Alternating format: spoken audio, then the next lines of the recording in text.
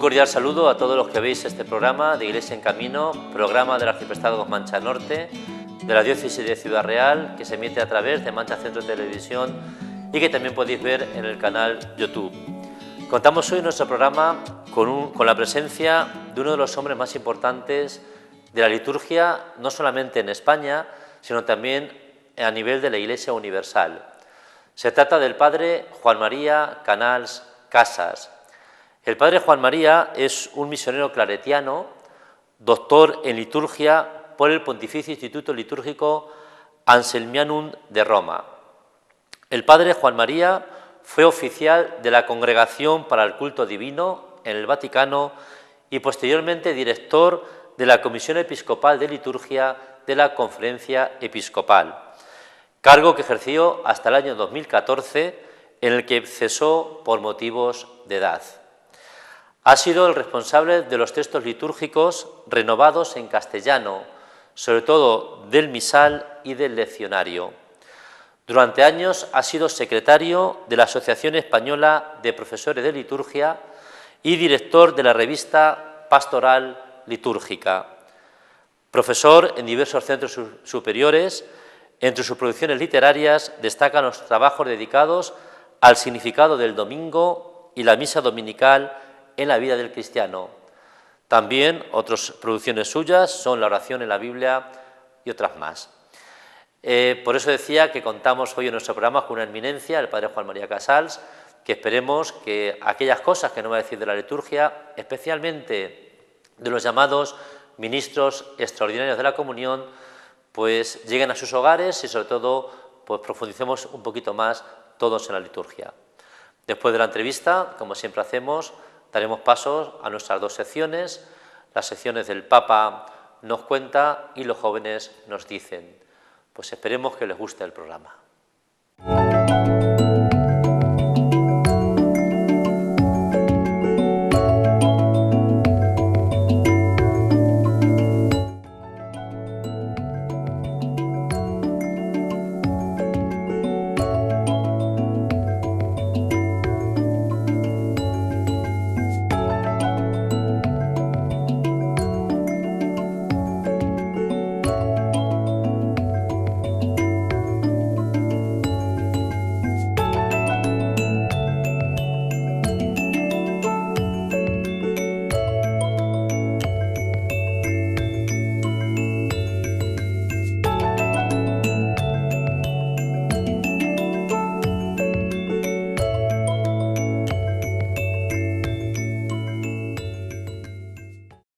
Bienvenido, padre Juan María, y le agradezco de antemano su presencia aquí en nuestro programa de Iglesia en Camino.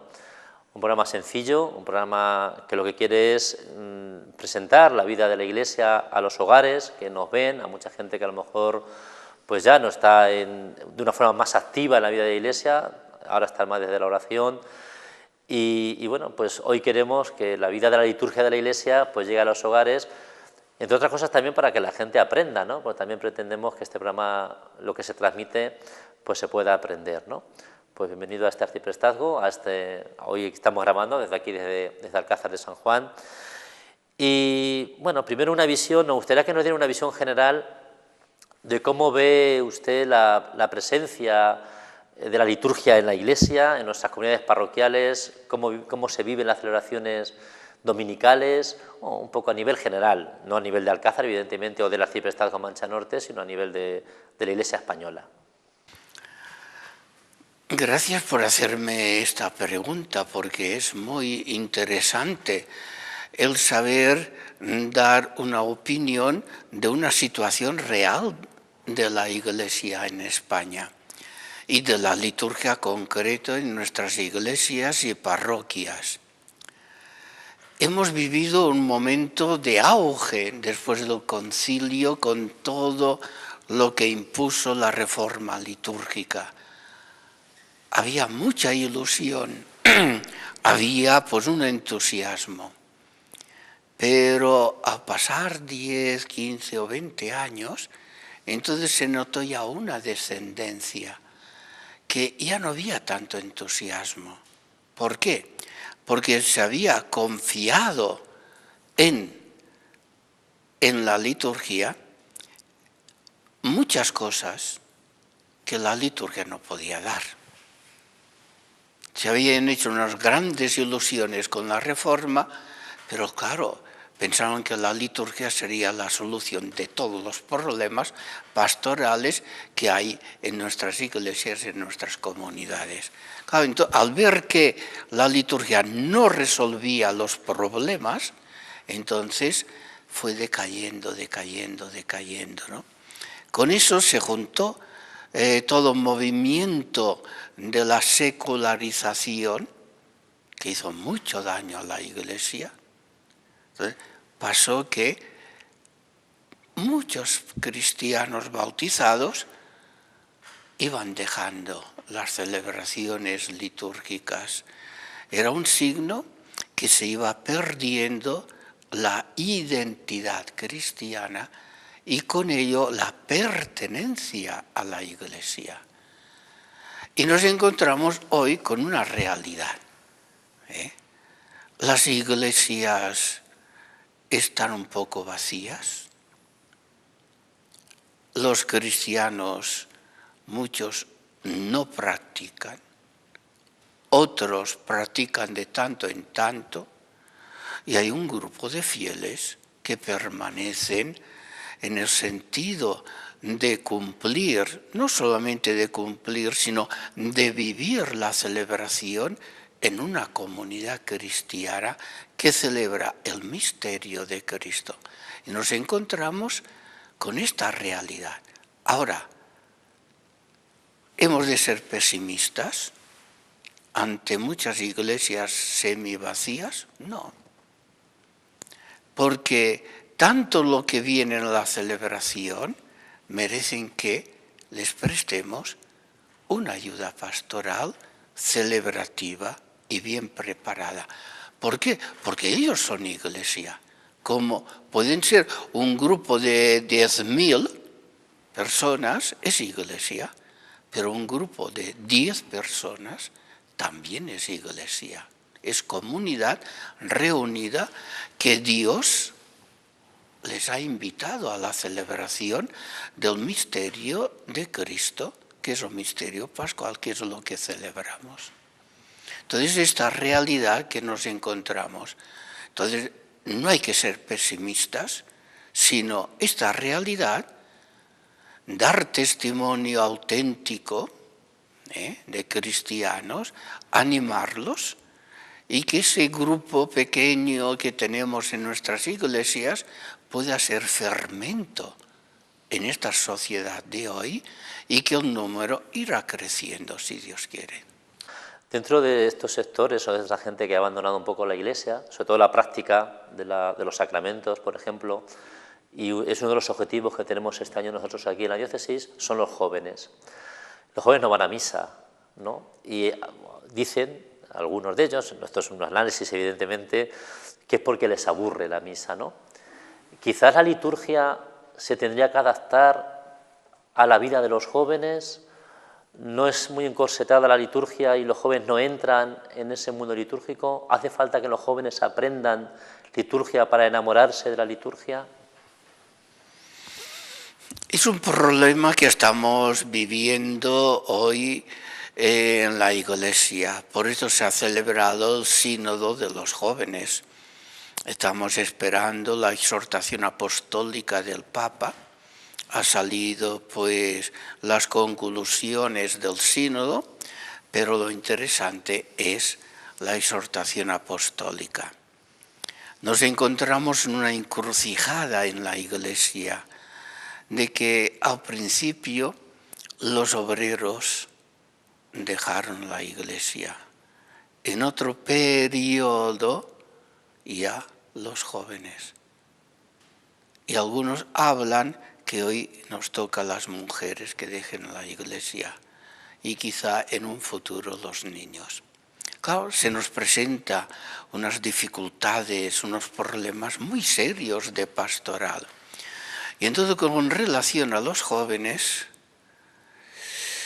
yo al principio, en vez de llevarles a la Eucaristía, les llevaría a una reunión de oración, que tengan una experiencia de oración.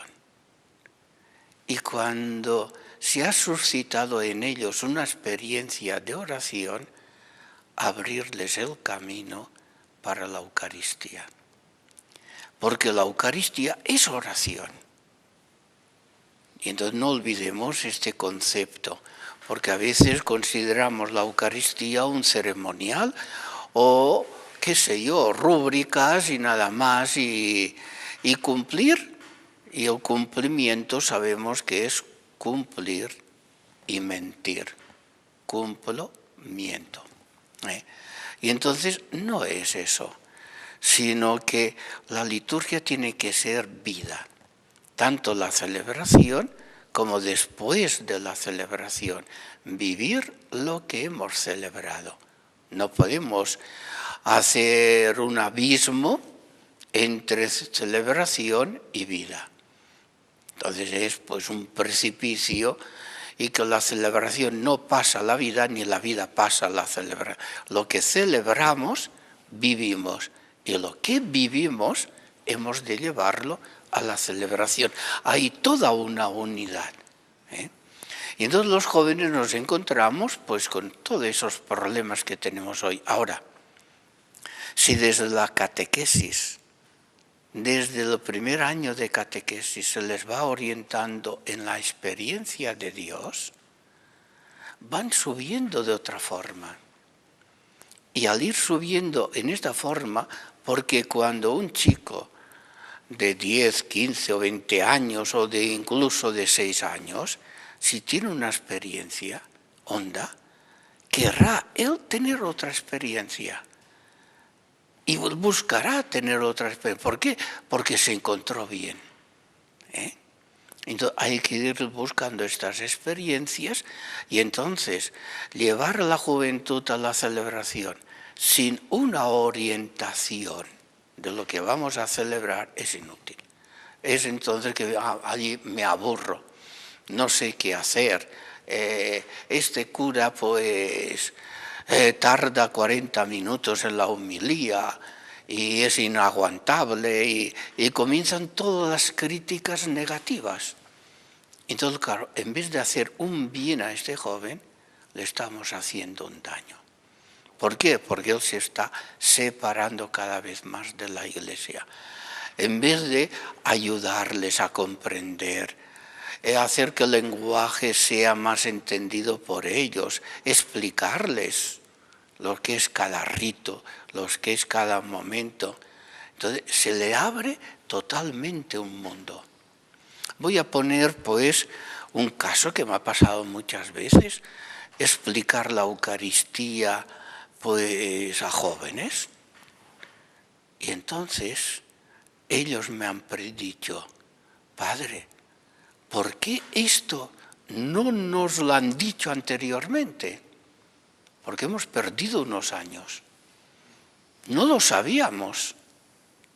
De ahí la importancia de la catequesis litúrgica, que podríamos llamar en el lenguaje más propio litúrgico, es hacer la mistagogía de la celebración. Y entonces poco a poco llevarlos, pero es una tarea que hoy día es difícil, pero hemos de afrontar, de llevar a esa juventud poco a poco, desde una experiencia de oración, se han encontrado con Dios de una forma X, y entonces enseñarles un poco lo que es la celebración, para que en esta celebración también ellos, cada celebración, tengan una experiencia. Y entonces de una celebración quieran ir a otra y a otra y a otra. Muy bien. Pues muy iluminado, buena iluminación para el trabajo con los jóvenes que estamos realizando, con el tema de la Eucaristía, el tema de la celebración. Avanzamos un poquito en nuestra entrevista, y hay otra realidad en nuestra iglesia, bueno, la Iglesia universal. Nos centramos aquí, sobre todo en la Iglesia española, que es yo común, una diócesis más que otras, es la escasez de sacerdotes. Y la escasez de sacerdotes ha llevado consigo la aparición de los llamados ministros extraordinarios de la comunión. ¿Qué son los ministros de la comunión ¿Cómo se eligen? ¿Qué función tienen? Bueno, pues cuéntenos un poquito. Después del concilio, pues se observó que en las comunidades o diócesis el número de sacerdotes iban descendiendo poco a poco y últimamente pues mucho más. Tenemos un problema pues serio en España de la escasez de sacerdotes que hay, ¿no? Yo creo que este bache dentro de unos años pasará y volverán las vocaciones. Esto es historia. Y entonces pues pasó que muchas celebraciones, el sacerdote en una iglesia, la misa de 12, pues todavía comulgaba, mucha gente comulga. Y que la comunión tarda quizá pues un cuarto de hora, 20 minutos. Claro, entonces se vio este problema que la celebración se alargaba solamente por razón de la comunión. Algunos sacerdotes alargan por la homilía, ¿no? Pero dejemos ese tema y a ver qué. Había este desfase con el resto de la celebración y a Roma pensó que eso se tenía que resolver. Y fue cuando en el año ya 69 ya se decretó que hubiera en las celebraciones ministros extraordinarios de la comunión. ¿Para qué? Pudieran distribuir la comunión, tanto sea una mujer o un hombre, sin diferencias. Entonces, ellos ayudan al sacerdote, hacen un servicio a la comunidad y hacen un servicio también al sacerdote. Entonces, el ministro extraordinario de la comunión está en servicio al culto al sacerdote, pero también servicio a la comunidad. Y entonces ellos dan la comunión, sea en la misa, o llevan la comunión a los enfermos, que no pueden asistir. Es una misión, un servicio, pero que incluso puede hacer un servicio de exponer al Santísimo y convocar la comunidad delante del Santísimo y orar pues media hora, una hora, etcétera, etcétera. Es el ministerio de la oración que tiene todo cristiano. Y ese ministerio hemos de saberlo realizar, el ministerio de la oración. Y esto todo bautizado tiene que hacer ese ejercicio de ese ministerio. Entonces, el ministro extraordinario de la comunión puede ayudar a la comunidad para que también delante del Santísimo oren. Él puede exponer al Santísimo. Ahora, ¿quién elige a estos ministros extraordinarios? Dentro de la diócesis debe haber, pues, a un encargado que habla con los párrocos y esto le dice, mira, esta persona puede ser ministro, esta persona, por su vida cristiana, por su amor a la liturgia, por su entrega, por su responsabilidad, puede ser. Esta persona tiene muchas cualidades para tratar a los enfermos, para llevarle la comunión a los enfermos, porque el sacerdote hay escasez y no puede llegar a todo. Entonces digamos que el ministro extraordinario de la comunión es como una mano del sacerdote ante la pastoral. Por lo tanto, también puede presidir una celebración en ausencia del presbítero o a la espera del presbítero. Ciertamente, esta persona, porque para darles un nombramiento oficial dentro de la diócesis necesitan una preparación de los conceptos más importantes, básicos, ¿no? Y entonces esta persona tiene una capacidad para, cuando en una parroquia no hay celebración eucarística porque el sacerdote no puede llegar o no hay, esa persona, ministro extraordinario, puede convocar a los fieles. Y tienen allí la celebración que se centra en la liturgia de la palabra del domingo. Y después, al terminar, el ministro extraordinario de la comunión da la comunión a los que quieren comulgar en esta celebración. Y así la comunidad se reúne, porque una comunidad que no se reúna los domingos es una comunidad que se va descafeinando en un sentido cristiano. Ya no tiene costumbre de reunirse en los domingos y entonces lo va dejando.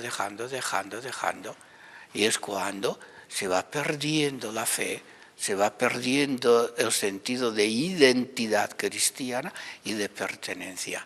De ahí que hacen una labor extraordinaria. ¿Cuántas veces he oído decir, la gente dice, uy, nosotros preferimos la misa de la monja, de la religiosa? ¿Por qué? Porque ella lo prepara y prepara esa celebración de la palabra de Dios, hace un comentario, la palabra de Dios, y les da la comunión. Y como esta religiosa tiene un lenguaje más cercano que quizá nosotros los curas, entonces los fieles prefieren la misa de la monja, entre comillas, que la del cura. Pero esto es necesario hoy día tener, y que venga un religioso o una religiosa, que no son sacerdotes, o que venga pues una seglar, un laico, o una mujer laica, a presidir esta. Más que presidir es, como la palabra técnica, porque no pueden presidir. Hay una palabra técnica, ahora no me sale la palabra técnica. Bueno, entonces pues son estas personas que hacen un bien extraordinario en la comunidad. ¿Para qué? Tengan costumbre de reunirse, para que cuando haya una posibilidad de celebración, esa comunidad no haya perdido el sentido de reunirse y crear comunión. Muy bien, pues yo creo que nos ha iluminado bastante bien en este aspecto de los ministros, sobre todo en la educación que el propio pueblo tiene que tener para aceptar al ministro de la comunión, pues ha dicho antes, sea hombre o sea mujer. Sí. Estamos acostumbrados quizás a que den la comunión, pero bueno, a presidir o el nombre técnico que tenga una celebración en espera del perímetro, no me sale, eso es más complicado todavía, ¿no? Eso todavía no estamos muy acostumbrados, sobre todo en los pueblos grandes. Pero quiero tener en cuenta que la comunión que da una mujer y la comunión que da un hombre es la misma, es lo mismo. Ahora, el comulgar, siempre un ministro extraordinario como los curas tienen que respetar la actitud que tiene el comulgante, si quiere comulgar en la mano o quiere comulgar en la lengua. Ni el sacerdote ni el ministro extraordinario tienen que imponer una forma u otra. Ahí está un sentido de democracia que tiene la Iglesia, que si hay una norma que permite, no es el sacerdote o ministro que tiene que determinar en qué forma hay que comulgar, nunca, porque esto va en contra de un espíritu y de la norma de la Iglesia. Aunque el tema del programa iba a ser casi exclusivamente lo de los ministros extraordinarios de la comunión, pues ya que está aquí, pues tenemos que abusar un poquito de usted, de su sabiduría de la liturgia. Muy brevemente, porque ya queda poco tiempo para el programa, dos cositas del ministerio del lector y del canto en la misa, o del canto a la misa. El lector es la persona que anuncia a la asamblea la palabra de Dios. El lector es la voz de la palabra. Si yo soy la voz de la palabra, ¿cómo tengo yo que leer el texto? Porque la palabra es Cristo. Y entonces, Él nos ha dejado escrito, ¿no?, los evangelios, todo lo que es la escritura, todo demás, todo eso decimos es palabra de Dios, ¿no? Entonces, si la palabra de Dios se quiere comunicar a una asamblea, hace falta una voz, porque la letra está muerta, está impresa, está en un libro que se llama leccionario. Entonces, el lector es el que tiene que dar voz, sentido, fuerza a esta palabra que se comunica. El lector no puede olvidar nunca que es la voz de la palabra. Claro, esto implica el saber leer bien, el saber comunicar, el saber todo eso, ¿no? Entonces el lector realiza esta función y esto es importante, digamos, lo más resumiendo todo. Y el canto, hemos hecho un progreso extraordinario después del concilio.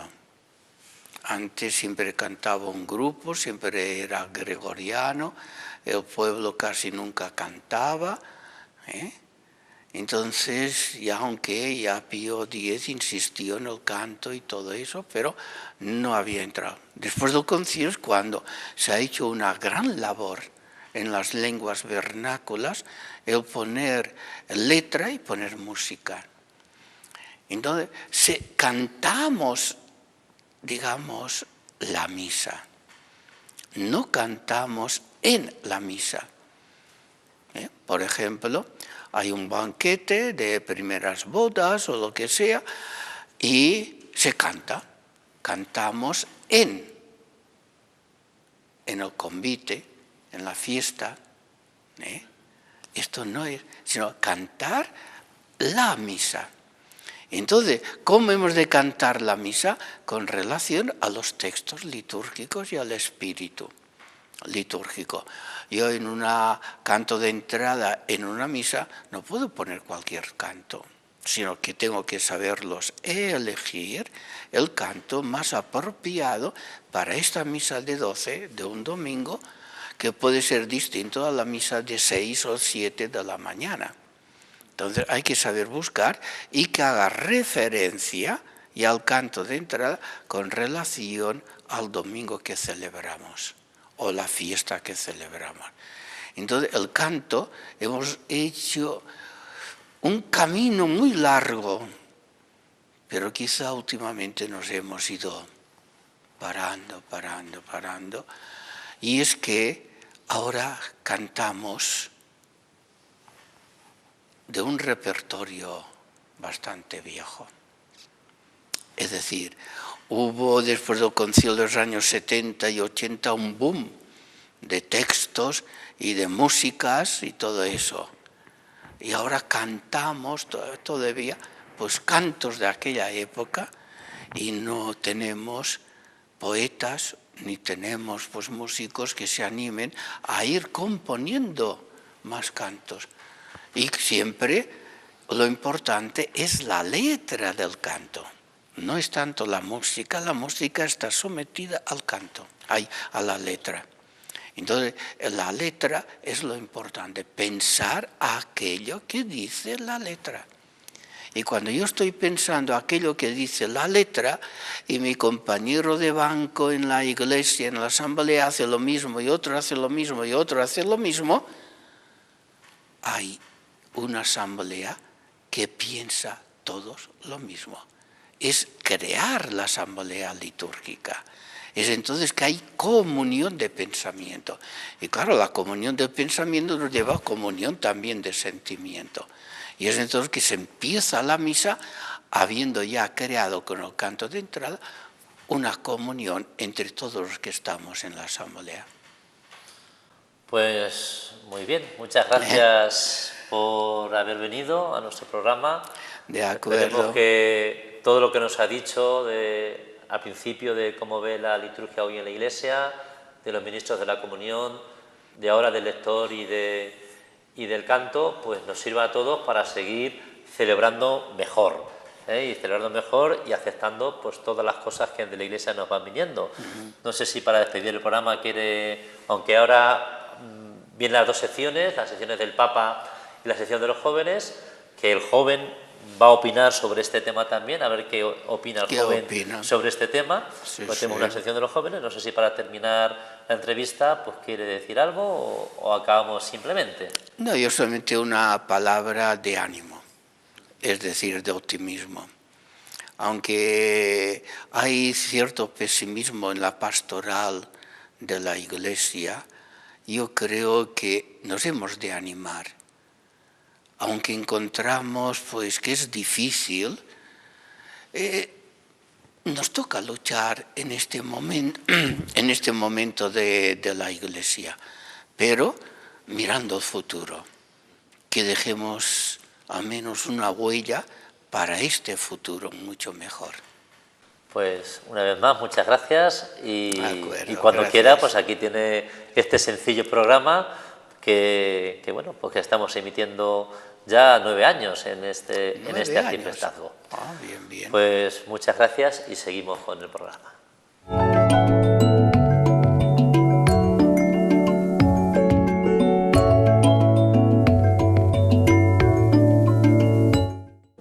¿Frecuentas la Eucaristía?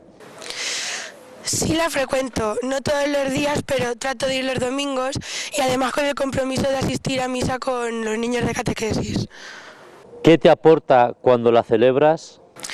A mí me aporta alegría al ver toda la gente que nos reunimos ahí a la vez, al mismo sitio, y también aporta más conocimientos y enseñanzas para la fe. Ya luego depende de las homilías o las lecturas, te puedes sentir más identificada o ser más interesante para ti. ¿Qué propondrías para hacer la liturgia de la Eucaristía más dinámica y participativa para los jóvenes? Ya que siempre vivió la Eucaristía igual, hasta ahora igual, entonces no he hecho en falta nada, además que yo al asistir con los niños de catequesis voy a la misa que está dedicada a niños y jóvenes, entonces se hace más participativa, más dinámica y en verdad no he hecho en falta nada, creo que está bien.